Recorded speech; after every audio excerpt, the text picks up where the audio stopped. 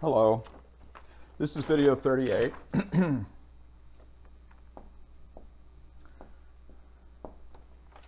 after a long and perhaps tiring journey, we finally have reached a point where we can talk about the put in more global general terms. How am I'm going to call this a summary, and in a way it is. A and summary are two separate words. A summary of the, we'll make it sound official, RBT, red black tree put function. Why does it need a summary? Because there are a lot of pieces. The put function in the red black tree has a lot of moving parts. Literally, the tree itself moves around like it's mechanical or a mobile hanging from the ceiling or something. And things change colors and things split and all that. All of that happens in the red black tree put function. So this is of course is going to be pseudocode, and I'm going to try to remember to put the function names in boxes. So here we go. Here is put in a box. And what do we need to pass in? Well, I'm only going to talk about the recursive private overload. Even though the public wrapper gets all the credit, the public wrapper, just almost all public wrappers, is not terribly interesting at all. So let's focus on what's going to happen in this recursive function. We're going to pass in something we call the root, which 99.9% of the time is going to be a lie. It's going to be some node in the tree, but we view that as the root of the subtree beneath it. And we're also got to pass in the new item that we're trying to insert, item. So let me see. What's my convention? Functions are in a box. Variables are in underlines. There we go.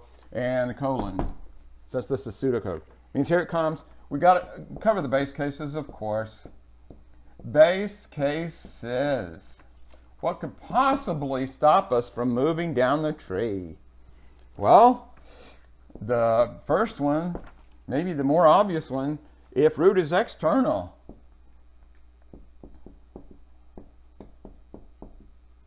Which we know in our BST and our red-black tree, the way we've decided to represent external nodes, we just means that's a zero.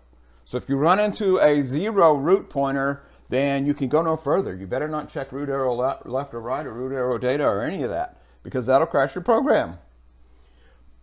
What do we do when we run into an external node? That means that we have actually found the location of where the new item goes. This, remember, is the one that we'll need to pass in that weirdo way, node star ampersand, a reference to a node pointer, so we can change the value of root and make it stick. It could be the root of the whole tree. Maybe that's what we passed in. It could be somebody's left child. Maybe we pass that in. It could be somebody's right child. Pass that in. Doesn't matter. This doesn't know where it's putting a new node in a tree. All it knows is it's doing it. Set root to point, all one word, point at a new node. Well, more specifically, at a new red node. Now, there's no such thing as a separate red node structure from a black node structure. This is all in one statement saying allocate a new node and set its color to red. There, I spilled the beans. Some of this is going to be a little bit subjective and abstractly stated, but I hope you can map that back to things that you've already seen in the discussion. Am I going to finish this statement? Set root to point at a new red node. There we go. Set, more initialization here. Set roots left, L-E-F-T. Both of those are variables, root left and roots left and right, pointers, P-T-R-S. To be external nodes, you know what, I'm going to save some space. Set roots left and right pointers to 0, there. Secret revealed, external nodes are just zeros. But what we're technically doing is making a brand new red node and set its left and right child pointers to be pointers to external nodes. Set roots data, or whatever that field is called in your node structure, to be a copy of new item. New item.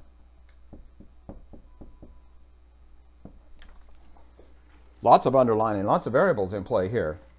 what do we got? Root is external. We've run off the bottom of the tree, so to speak. We've encountered a 0 pointer. While we were looking, it's actually we're doing a search. We're trying to find new item, but we want to fail. We don't want to find it because we want to put it in the tree.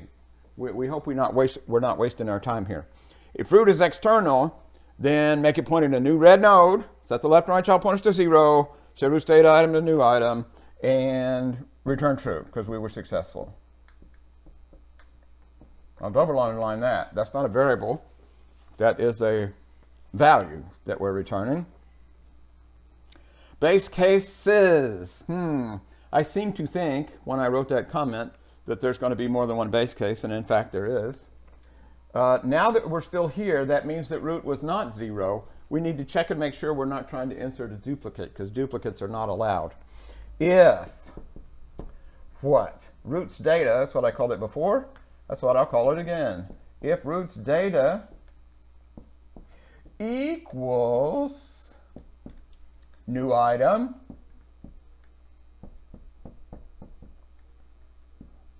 then allocate a new black node, set it to 0. I don't know what's gotten into me today. No, we don't do that. Don't make a new node if they're equal. Just get out of here. Return false, failure. No duplicates allowed.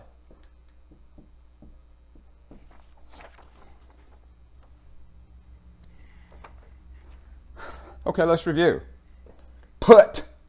This is the recursive overload, the private overload of the put function for the red-black tree. The base cases are really pretty much the same as the base cases for the binary search tree, if you think about it. If the root's external, make it point at a new node. There's a new part. Red. We didn't have to worry about color with binary search tree. Set the left and right child points to 0. Set the root data item to new item. Return true.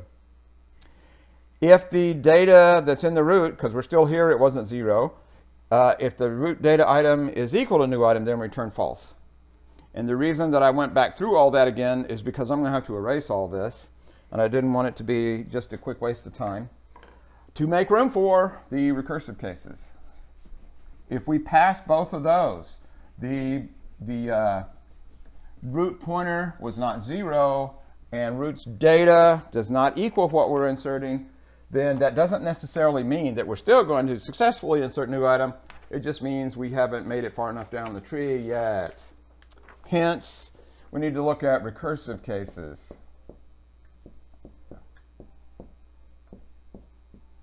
How do we get here? Root's not 0. Root's data is not equal to new item. That's how we're here.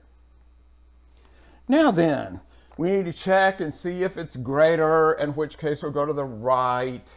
Or we could check and see if it's less and go to the, oh, we better not. Here's where all the pieces have to come together very carefully and in the right order. The very next thing we do is split. I'll put an exclamation point. You can't put an exclamation point in your function name, but you can in your pseudocode. And you might think, well, what if I don't need to split? What if it's not a black node with 2 red children? I can easily test for that. I could test for that before I call split.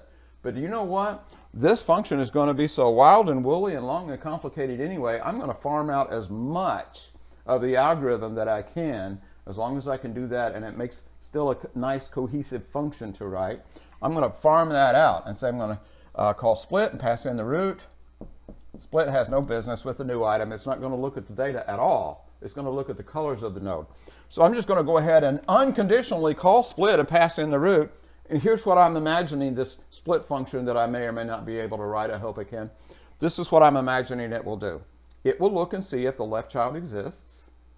Well, you know what? It could start by looking to see whether or not I'm a black node. Otherwise, I'm not going to split. The only time I'm going to split is if I am a black node, my left child exists, and it is red. Then my right child exists, and it is red. If all of that is true, then I'm going to do my split thing and return. And this, the recursive overload of put, that doesn't even need to know whether or not a split occurred. Doesn't make any difference. But it does need to do that on the way down. Why? Because in the process of inserting a new node, we might very well have some node that's going to try to move back in with its parents. And if the root is already the root of a packed mini tree, then there's not going to be any room for any ascending children that try to come back up the tree. All of that is in previous videos. That's why this is a summary. All this has been said and done before. Now that I've either split or I didn't split, I need to do a check here. If roots data, since that's actually root arrow data, for those of you that wonder how to translate that to C++, if roots data is, well, let's see, which way do you want to go? If roots data is greater, then we're going to go to the left, right? If roots data is greater, or should that be greater than or equal to? No, there I go again. Today's the day for this. It can't be greater than or equal to.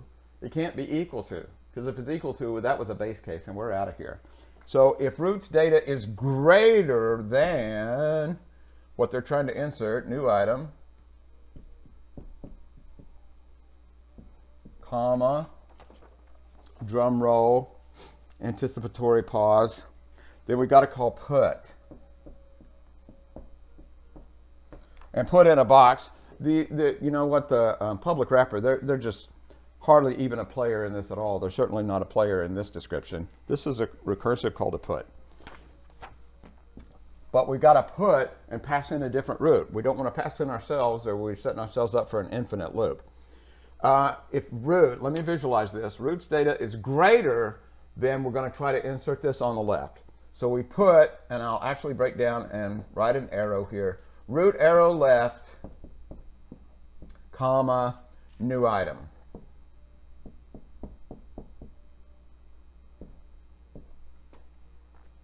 Function call. Now I don't test. I don't need to test, because if this fails, there's only one other possibility. There are three possibilities. The new item is equal to the roots data, or it's greater than, or it's less than. We've already covered two of those. The equal was the base case. The greater is the first recursive case. The other one is just an else.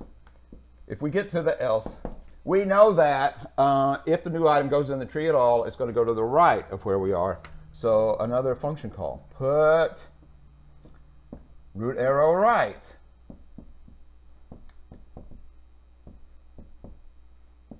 Comma, new item.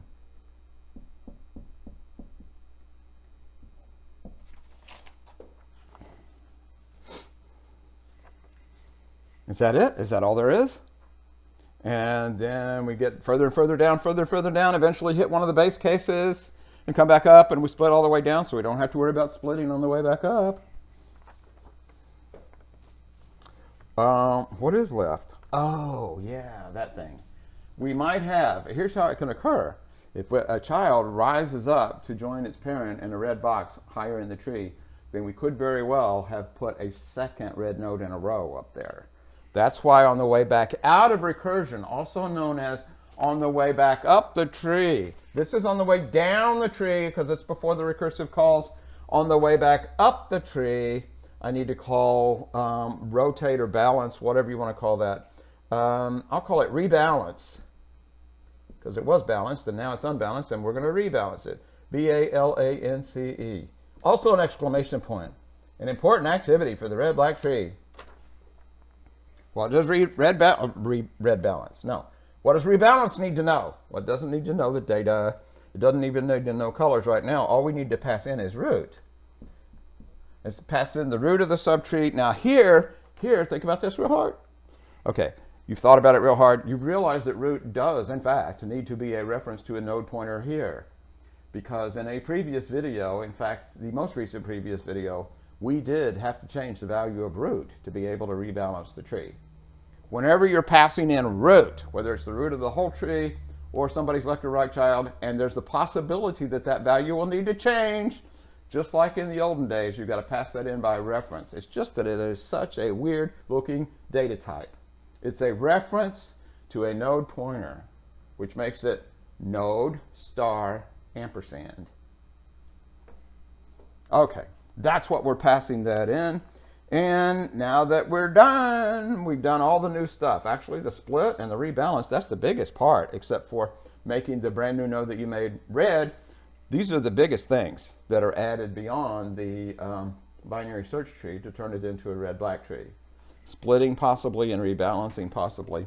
And now we're done. And now we just return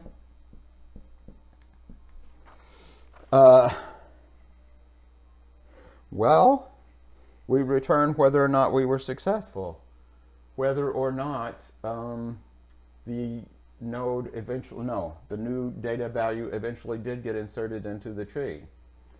So we wiggle down to the left and the right and all that stuff, and we eventually get down to the bottom of the tree, and either we put a new node or we don't. And the base case is going to return true or false. But we got a bit of a pickle. A bit of a pickle is, these are the recursive calls that are taking us deeper and deeper and deeper in the tree. And at the moment, yes, some of you have seen this already, and I heard you yelling at your computer screens. We are ignoring the return values right now of these recursive calls to put. Look how I just serendipitously indented those far enough to put something out front. Am I not clever? Well, maybe not. Let's see. Don't ignore the return values. How did we take care of that before? Well, they return false. I'll just send back a false. They return true. I'll just send back a true. So I can just put return here. Warning, today is the day. Nothing that I do the first time is correct. What's wrong with this? This worked into BST. Here's what's wrong with this. Once we get to this if else, either we're going to return what root arrow left sent back to us, or we're going to return what root arrow right sent back to us from its put function. There is absolutely zero chance, no way, we will ever rebalance the tree. Why? Because we return. There's no way to avoid hitting a return statement before we get here. See, I warned you. What could we possibly do? I still need to know what the return value is, but I don't want to use that return value until I've had a chance to possibly rebalance the tree. Oh, if only there were a way to store the return value from a recursive function call until I actually need it. Well, there's this invention in C++, this thing they call a variable. In fact, for us, it will be a local variable, and I'm just going to call it RTN value, because that's not terribly creative, but it is a little self-explanatory.